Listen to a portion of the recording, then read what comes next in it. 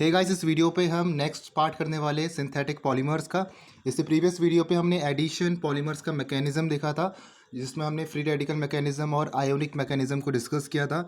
और हमने addition polymer का एक इंपॉर्टेंट एग्जांपल पॉलीइथाइलीन को भी डिस्कस किया था। तो वो वीडियो आप देख सकते हो, लिंक आपको नीचे मिल जाएगा। सिंथेटिक पॉलीमर्स के नोट्स मैंने उसका लिंक नीचे आपको दे रखा है डिस्क्रिप्शन बॉक्स में, वहाँ से आप डाउनलोड कर सकते हो। टेलीग्राम से भी कर सकते हो, वेबसाइट से भी कर सकते हो। नीचे सबके लिंक आपको नीचे मिल जाएंगे। ठीक है, इस वीडियो पे हम जो आपके बाकी इंपॉर्टेंट पॉलीमर्स है वो हम देखेंगे, जो आपके एडिशन पॉलीमर्स है, और साथ में जो आपका कंडेंसेशन पॉलीमर्स है उसकी मैकेनिज्म भी यहाँ पर हम देखेंगे। तो जो आपका सेकेंड इंपॉर्टेंट एडिशन पॉलीमर आता है वो है polyvinyl chloride.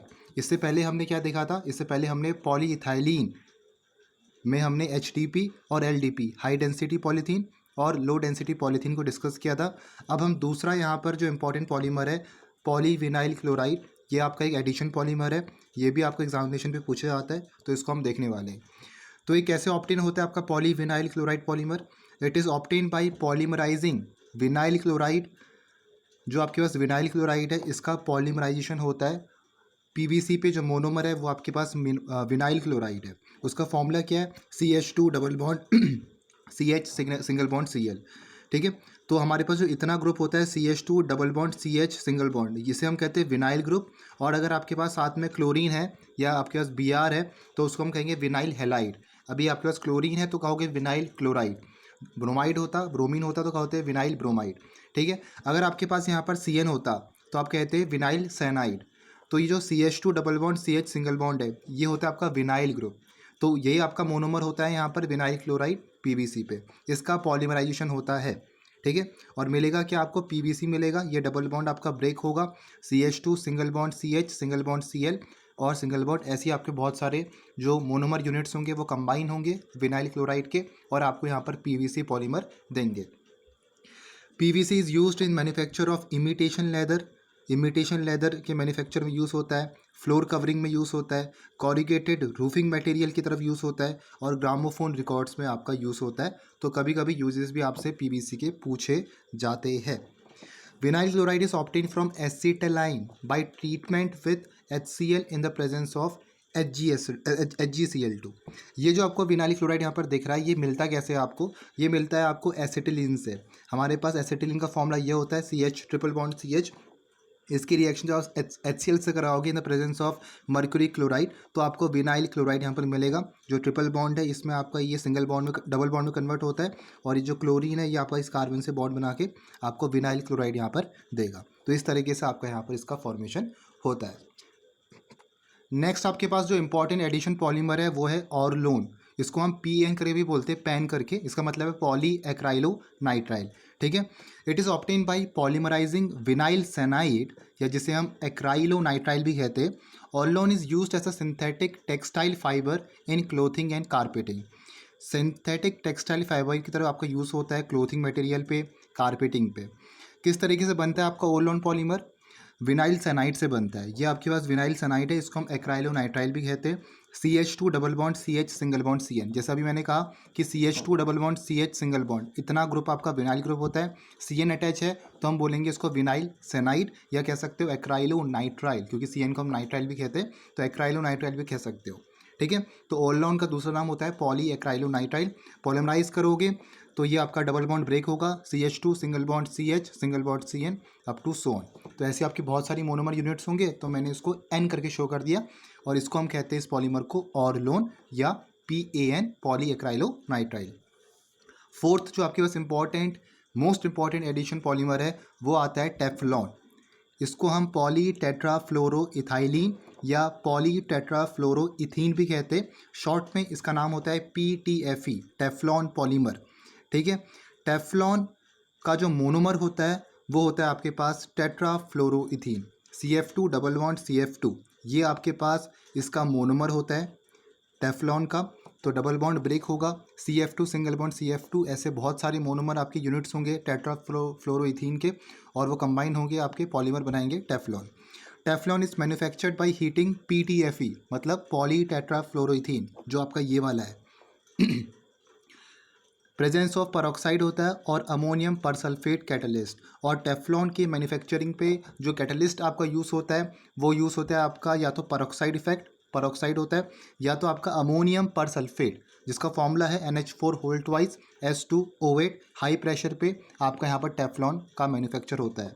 Because of its great chemical inertness and high thermal stability, Teflon is used for making non stick utensils. Great chemical inertness की वजह से इनर्ट होते हैं, हाई थर्मल स्टेबिलिटी होती है, तो टेफ्लॉन आपके नॉन स्टिक यूटेंसिल्स को बनाने के लिए यूज़ किए जाते हैं। नेक्स्ट आता है आपका कंडेंसेशन पॉलीमराइजेशन या स्टेप ग्रोथ पॉलीमराइजेशन। ये भी इससे पहले हमने क्या देखा, इससे पहले हमने एडिशन पॉलीमर्स देखे। ऑलॉन हो गया, टेफ्लॉन है, फिर आपका पॉलीथाइलीन है, उस पर हमने HDP और LDP देखा। फिर हमने अभी डिस्कस किया, इससे पहले क्या डिस्कस किया था हमने डिस्कस किया था यहाँ पर PVC, पॉलीविनाइल क्लोराइड। तो ये चार हमने एडिशन पॉलीमर को डिस्कस किया। अब बारी आती है कंडेंसेशन पॉलीमराइजेशन की, या जिसे हम कहते हैं स्टेप ग्रोथ पॉलीमराइजेशन। तो कंडेंसेशन पॉलीमराइजेशन की डेफिनेशन वगैरह हमने फर्स्ट वाले पार्ट में डिस्कस किया था, तो हम डेफिनेशन पे वापस नहीं जाएंगे। बस आपको इतना समझना है कि दो या दो से ज़्यादा आपके मतलब दो आपके मोनोमर यूनिट्स होते हैं, वो जब आपके कंबाइन करेंगे तो आपका वाटर का लॉस हो सकता है, CO2 का लॉस हो सकता है, ठीक है, आपका OH मॉलिक्यूल्स आपका लॉस हो सकता है। तो इनका रिमूवल आपका होता है जब आपके दो मोनोमर यूनिट्स कंबाइन करते हैं। कंडेंसेशन मतलब कि वाटर का लॉस हो रहा है या आपका CO2 का रिमूवल हो रहा है, तो उसका मतलब होता है कंडेंसेशन। तो दो डिफरेंट टाइप के बाई फंक्शनल या ट्राई फंक्शनल मोनोमर जब आपके कंबाइन करेंगे तो आपका यहाँ पर H2O का रिमूवल, CO2 का रिमूवल, ये आपको देखने को मिलेगा पॉलीमर्स पे, ठीक है। तो इस तरीके से आपका यहाँ पर कंडेंसेशन पॉलीमराइजेशन रिएक्शन होती है। फॉर एग्जांपल ब्यूना एस आप ले सकते हो, ब्यूना N हो गया। तो ये सब आपके इंपॉर्टेंट कंडेंसेशन पॉलीमराइजेशन रिएक्शंस है।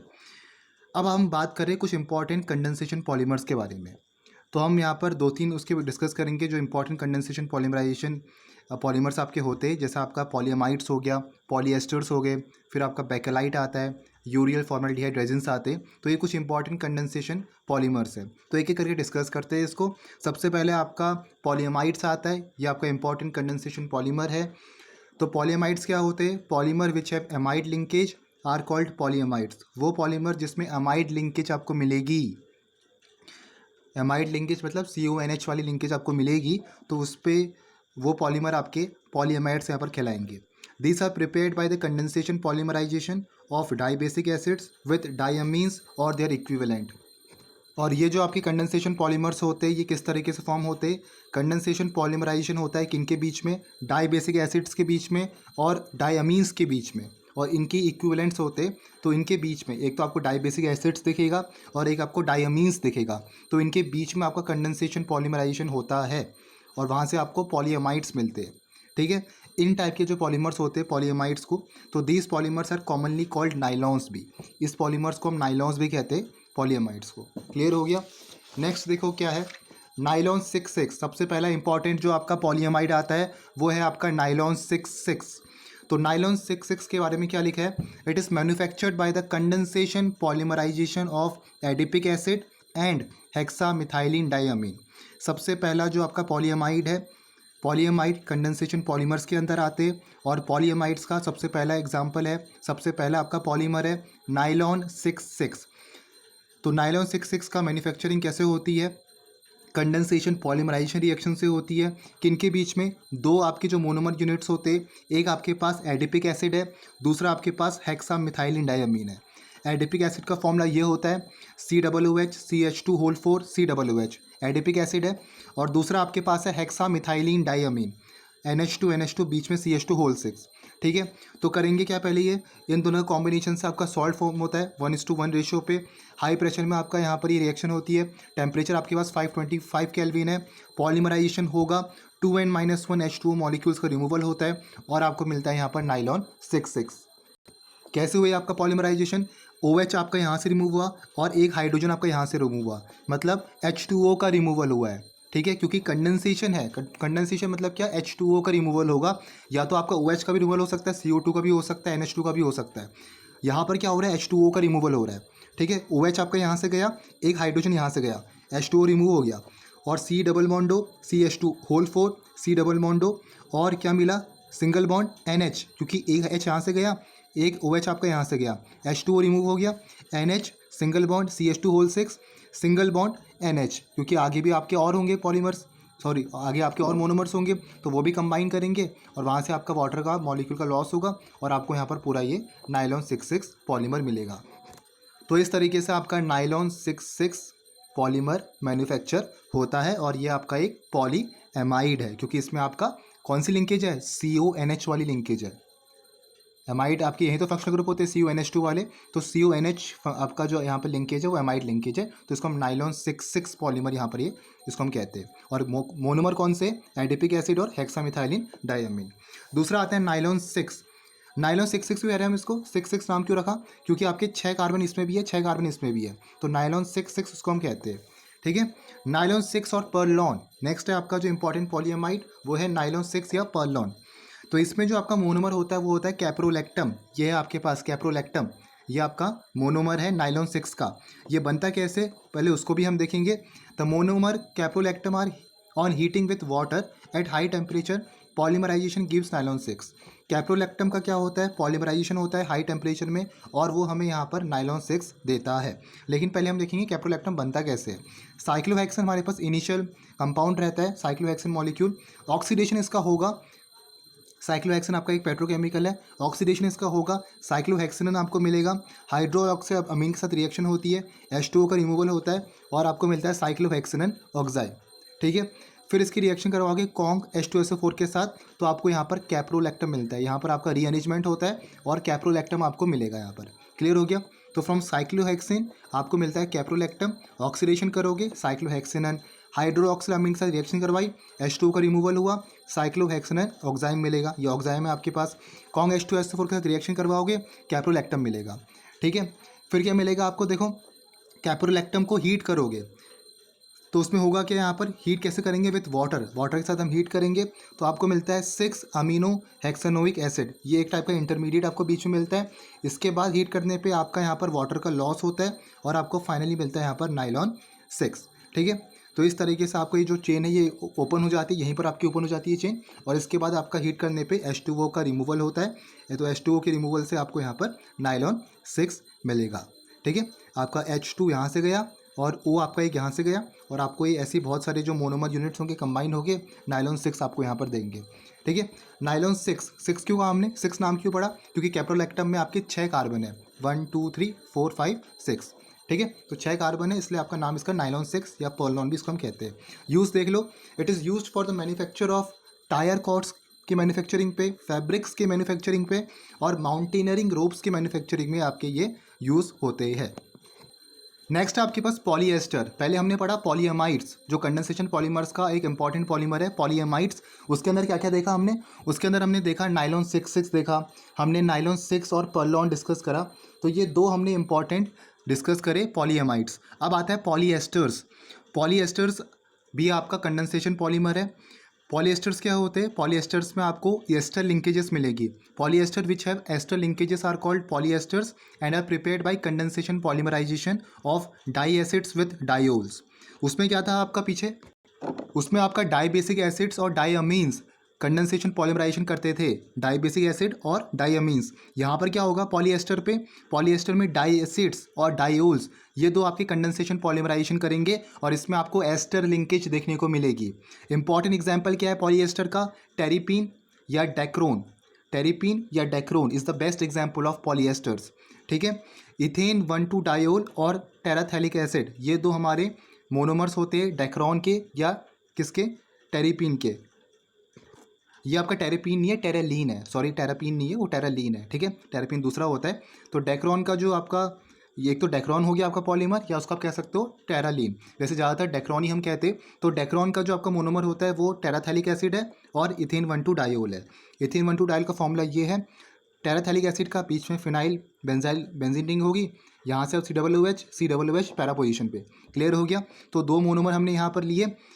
क्या हो रहा है आपका यहाँ पर कंडेंसेशन पॉलीमराइजेशन हो रहा है, किसकी प्रेजेंस पे हो रहा है, किसकी प्रेजेंस में हो रहा है, डाई एसिडोजिंकेट और एंटीमनी ऑक्साइड की प्रेजेंस में आपका यहाँ पर कैटलिस्ट के फॉर्म पे यूज़ हो रहे।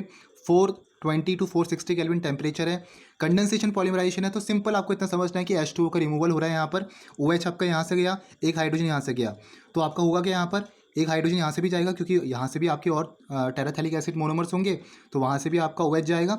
तो single bond O, single bond CH2 और यहाँ से गया क्या, OH गया, ठीक है, और एक H यहाँ से गया, तो CH2 single bond O, CH2 single bond O, single bond C, बाकी आपके ऐसे ही रहा यहाँ पर C बॉन्ड O, और यहाँ से अगेन आपका OH जाएगा, फिर आपका इथेन 1,2 डायोल से हाइड्रोजन जाएगा, OH2 गायब, मतलब H2O गायब हो गया, अगेन आपके ऐसा पूरा यहाँ पर ये मोनोमर बनेगा। तो इसको हम कहते हैं डेक्रोन या टेरिलीन। यूज़ क्या है, the fibre of terylene is highly crease resistant है जो आपका टेरिलीन का फाइबर होता है, ड्यूरेबल है और लो मॉइस्चर कंटेंट है। It is used for the manufacture of wash and wear fabrics, tyre cords के लिए यूज़ होता है, सीट बेल्ट्स बनाने के लिए यूज़ होता है और सेल्स के लिए यूज़ होता है। सेल्स वाला सेल्स नहीं, sales. It is also used for making magnetic recording tapes, magnetic recording tapes के लिए भी आपका ये जो डेक्रोन है, जो पॉलिएस्टर है, ये आपका यूज़ होता है। तीसरा आता है फिनॉल फॉर्मल्डिहाइड पॉलीमर्स, इसको हम बेकेलाइट पॉलीमर भी कहते हैं या बेकेलाइट रिलेटेड पॉलीमर भी कहते हैं। दूसरा नाम इसका फिनॉल फॉर्मल्डिहाइड रेजिन भी इसको हम कहते हैं। तो क्या लिखा है, phenol formaldehyde polymers are the oldest synthetic polymer. जो आपके फिनॉल फॉर्मल्डिहाइड पॉलीमर है वो आपके ओल्डेस्ट सिंथेटिक पॉलीमर्स है, और ये एग्जामिनेशन पे बेकेलाइट का क्वेश्चन आता है, प्रीवियस ईयर में आया है, तो इंपॉर्टेंट है, अच्छे से पढ़ना है। These are obtained by condensation of phenol with formaldehyde in the presence of either an acid or a base catalyst। कैसा ऑप्टेन होता है आपको बेकेलाइट पॉलीमर, कंडेंसेशन होता है फिनॉल और फॉर्मल्डिहाइड का, फिनॉल और फॉर्मल्डिहाइड का कंडेंसेशन होता है, H2O का रिमूवल होगा, या तो आपके एसिड के प्रेजेंस में हो सकता है या तो आपका बेस कैटलिस्ट के प्रेजेंस में आपका ये हो सकता है। The reaction begins with the formation of ortho and para hydroxy methyl phenol derivative. Reaction की शुरुआत कैसे होती है, सबसे पहले फॉर्मेशन होता है या तो आपका ऑर्थो हाइड्रोक्सी मिथाइल फिनॉल होगा या तो आपका पैरा हाइड्रोक्सी मिथाइल फिनॉल होगा। वैसे हम ऑर्थो ही लेते हैं, कोई सा भी हो सकता है, ठीक है, कोई सा भी आप ऑर्थो भी ले सकते हो, पैरा भी ले सकते हो। तो सबसे पहले आपका क्या होगा, ऑर्थो या पैरा या दोनों भी बन सकते हैं, हाइड्रोक्सी मिथाइल फिनॉल डेरिवेटिव आपको मिलेगा रिएक्शन की इनिशिएशन में, जो आपका रिएक्ट करवाएगा, which further react with phenol to form compounds containing ring join to each other through methylene bridges. तो ये जो आपके पास हाइड्रोक्सी फिनॉल, ये ऑर्थो हाइड्रोक्सी मिथाइल फिनॉल या पैरा हाइड्रोक्सी मिथाइल फिनॉल मिला है, इसके जो डेरिवेटिव्स मिले वो आपके रिएक्ट करवाएंगे फिनॉल के साथ, और आपको क्या मिलेंगे, आपको रिंग्स मिलेंगे जिसमें आपका मिथाइलिन ब्रिज होगी, CH2 से आपके वो रिंग्स कनेक्टेड होंगे, बेंजीन रिंग्स आपके CH2 से कनेक्टेड होंगे, तो CH2 मिथाइलिन रिंग्स से आपके वहाँ पर वो जॉइंड होंगे बेंजीन रिंग्स, ठीक है। अभी पीछे रिएक्शन देखेंगे, वहाँ पर आपको क्लियर होगा। The initial product is a linear polymer called novolac. जो आपको इनिशियल प्रोडक्ट मिलेगा वो नोवलेक है, जो आपका पेंट्स पे यूज़ होता है। रिएक्शन किस तरीके से हो रखी है, जो अभी तक हमने थ्योरी पढ़ी है बेकेलाइट के बारे में, उसी को हम यहाँ पर देख रहे हैं रिएक्शन के फॉर्म पे। फिनॉल हमारे पास है, दूसरा फॉर्मल्डिहाइड हमारे पास है, ठीक है। बेस कैटलाइज्ड रिएक्शन हम करें, एसिड से भी आप करवा सकते हो, तो हमें यहाँ पर दो डिफरेंट प्रोडक्ट्स मिलेंगे। सबसे पहले आपके पास है ऑर्थो हाइड्रोक्सी मिथाइल फिनॉल, दूसरा आपके पास है पैरा हाइड्रोक्सी मिथाइल फिनॉल। हम ले लेते हैं यहाँ पर ऑर्थो हाइड्रोक्सी फिनाइल, ये मिथाइल फिनॉल, ऐसे ही हमने यहाँ पर N मोनोमर्स ले लिए, बहुत सारे मोनोमर्स ले लिए। पॉलीमराइजेशन होगा इसका, पॉलीमराइजेशन होगा, पॉलीमराइजेशन होने से क्या होगा, H2O रिमूव होगा आपका, H2O के रिमूवल से आपका ये जो OH है, ये आपका फिनॉल है CH2, फिर आपका फिनॉल CH2, और ये फिनॉल फिर ऐसा आपको चलते रहेगा चेन, CH2 की लिंकेज आपको मिल रही है। जो ये पीछे बात कही गई है यहाँ पर, the reaction begins with the formation of ortho and para hydroxy phenol derivative which further react with phenol to form compounds containing ring join to each other through methylene bridges. तो यहाँ पर क्या मिला है आपको, ये जो आपके पास ऑर्थो हाइड्रोक्सी मिथाइल फिनॉल है, इसकी रिएक्शन आपकी फिनॉल के साथ हो रखी है, कंडेंसेशन पॉलीमराइजेशन आपका कर हो रखा है, और H2O का रिमूवल हो रखा है। तो H2O का जब आपका रिमूवल हुआ तो देखो OH तो आपका यहाँ से गया होगा और एक H आपका गया होगा कहाँ से, ये फिनॉल वाले से गया होगा। तो मिला क्या आपको यहाँ पर, या क्या ऐसे समझ सकते हो कि ये जो आपके पास ऑर्थो हाइड्रोक्सी फिनॉल है, ये ऑर्थो हाइड्रोक्सी मिथाइल फिनॉल, ये आपके बहुत सारे हैं, N मोनोमर यूनिट्स हैं, तो ये कंबाइंड होकर आपको नोवेलेक दे रहे हैं, ठीक है। एक्चुअली में आपका यही हो रखा है कि आपका ये जो ऑर्थो हाइड्रोक्सी मिथाइल फिनॉल है, इसके जो N मोनोमर यूनिट्स है कंबाइन करके आपको नोवेलेक इसने यहाँ पर दे रखा है। तो यहाँ पर आपका OH यहाँ से और एक हाइड्रोजन आपका दूसरे वाले ऑर्थो हाइड्रोक्सी मिथाइल फिनॉल से गया है, तो H2 का रिमूवल हुआ है और CH2 मिथाइलिन लिंकेज आपको यहाँ पर मिली है। ये आपका नोवेलेक होता है और आपका पेंट्स पे यूज़ होता है। नोवेलेक आपको यहाँ पर इनिशियल प्रोडक्ट मिल गया है। तो इसके बाद क्या करना है, novolac on further heating with formaldehyde undergoes cross linkage to form an infusible solid called bakelite. Novolac, इसके बाद इसकी हीटिंग होती है फॉर्मल्डिहाइड के साथ। को पॉलीमराइजेशन आपकी रिएक्शन ये है, H2O का रिमूवल होगा क्योंकि कंडेंसेशन पॉलीमराइजेशन की हम बात कर रहे हैं, और आपको यहाँ पर बेकेलाइट मिलेगा। तो क्रॉस लिंकेज आपको इस तरीके से मिलेगा, इनफ्यूजिबल सॉलिड मिलता है बेकेलाइट का। ठीक है, देखो आपको यहाँ पर भी ऐसे ही मिला है, लेकिन जब आप इसकी रिएक्शन नोवेलेक की फॉर्मल्डिहाइड के साथ करवाओगे तो आपको एक पूरा बेकेलाइट इस फॉर्म पे यहाँ पर देखने को मिलेगा। एक आपकी क्रॉस लिंकेज हो रखी है दो डिफरेंट नोवेलेक्स की।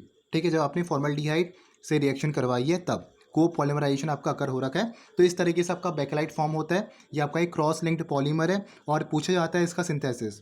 यूज़ क्या है? Soft bakelite with low degree of polymerisation are used as binding glue for laminated wooden planks and in varnishes and lacquers. जो आपके सॉफ्ट बेकेलाइट है जिसमें लो डिग्री ऑफ पॉलीमराइजेशन होता है, वो बाइंडिंग ग्लू की तरह यूज़ किए जाते हैं for laminated wooden planks, varnishes में और लेक्वर्स में। और जो आपके हार्ड बेकेलाइट होते हैं, it is used for manufacture of comb, fountain pen के जो बैरल्स होते हैं जिसमें फाउंटेन पेन का जो रखा जाता है इंक्स वगैरह, फोनोग्राफ रिकॉर्ड्स हो गए, कंप्यूटर डिस्क्स हो गए etcetera. They are used in making switches and plugs. Switches और प्लग्स बनाने के लिए भी आपके ये यूज़ किए जाते हैं बेकेलाइट। फोर्थ है आपके पास यूरिया फॉर्मल्डिहाइड रेजिन। ये आपका एक और इम्पॉर्टेंट ये है कंडेंसेशन पॉलीमर है जो आपको अच्छे से देखना है। हमने पॉलीएस्टर पढ़ा, पॉलीएमाइड्स पढ़ा, फिर हमने बेकेलाइट को डिस्कस करा। बेकेलाइट आपका पॉलीएस्टर्स में नहीं आएगा। फिर हमने यहाँ पर यूरिया फॉर्मल्डिहाइड रेजिन यहाँ पर हमने पढ़ा। ठीक है, तो यूरिया और फॉर्मल्डिहाइड ये दो आपके मोनोमर्स होते हैं, दोनों के कॉम्बिनेशन से कंडेंसेशन पॉलीमराइजेशन आपका होता है और आपको यूरिया फॉर्मल्डिहाइड रेजिन यहाँ पर मिलेगा। यूरिया का फॉर्मूला ये होता है, फॉर्मल्डिहाइड आपके पास ये होता है, ये आपको पता होगा। और यहाँ पर आपका H2O का रिमूवल हो रहा है, किस तरीके से हो रहा है वो हमें देखना है। दो हाइड्रोजन आपके यहाँ से जाएंगे और एक ऑक्सीजन आपका यहाँ से जाएगा।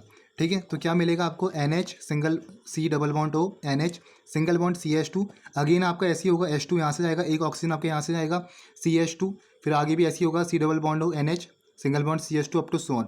नीचे भी आपका ऐसे ही बनेगा। तो ये भी आपको एक टाइप का क्रॉस लिंक्ड पॉलीमर ही मिल रहा है, यूरिया फॉर्मल्डिहाइड रेजिन। तो सिंपल आपको ये समझना है, आपको यहाँ पर मोनोमर पता होने चाहिए, पॉलीमर क्या फॉर्म हो रहा है वो पता होना चाहिए। अगर कंडेंसेशन पॉलीमर में आ रहा है तो उसमें आपका क्या होगा? H2O का रिमूवल होगा। क्लियर हो गया? नेक्स्ट आता है आपका प्रॉपर्टीज़ यूरिया फॉर्मल्डिहाइड रेजिन का। Urea formaldehyde resin has high tensile strength, flexural modulus, high heat distortion temperature, low water absorption, high surface hardness and volume resistance. ये आपकी प्रॉपर्टीज़ होती है यूरियल फॉर्मल्डिहाइड रेजिन की। यूजेस इंपॉर्टेंट है, it is used in decorative laminates, textiles, paper, cotton blends, rayon etcetera. तो ये आपके uses होते हैं यूरिया फॉर्मल्डिहाइड रेजिन का। ये आपको नाम से पता चल रहा है कि यूरिया और फॉर्मल्डिहाइड ये दो मोनोमर यूज होंगे और पॉलीमर आपका यूरिया फॉर्मल्डिहाइड रेजिन होगा। और इससे पहले जो बेकेलाइट वाला था उसमें फिनॉल और फॉर्मल्डिहाइड मोनोमर थे। क्लियर हो गया? बेकेलाइट अलग तरीके से पूछा जा सकता है, इस तरीके से पूछा जा सकता है कि फॉर्मल्डिहाइड और फिनॉल रेजिन है, ऐसे भी आ सकता है। ठीक है, नेक्स्ट वीडियो पे हम रबर्स, जो आपका लास्ट टॉपिक है नेचुरल रबर और सिंथेटिक रबर, वो हम नेक्स्ट वीडियो पे डिस्कस करेंगे। बाकी आप नोट्स डाउनलोड कर देना, डिस्क्रिप्शन बॉक्स पे लिंक आपको मिल जाएगा। Hope you like this video. मिलते हैं नेक्स्ट वीडियो पे। Thank you for watching this video.